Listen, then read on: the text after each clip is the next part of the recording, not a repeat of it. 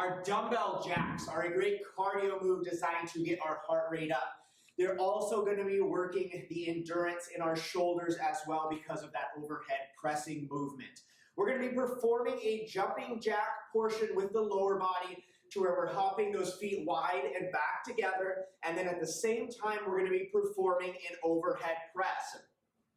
You can do these two ways, and it really doesn't matter which way you do them. You can either start with those feet together, and you can press up as you hop wide, and then bring it back to the chest at the starting point, or you can start with that weight at the chest and start wide and press as you bring those feet together, and then lower back to that starting point.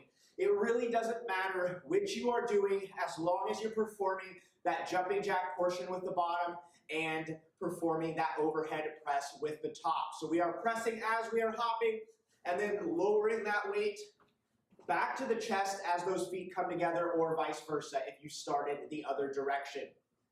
Not a whole lot of room for this or for error on this exercise, pretty straightforward.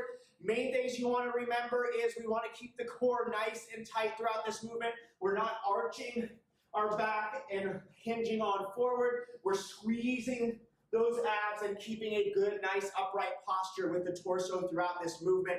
We're also landing softly with those legs, keeping them slightly bent, not straightening them all the way out, going wide and putting that pressure on the joints. So it's a nice, easy hop out, hop in, trying to absorb that force with the muscles in our calves and the muscles in our quads. So slow it down first.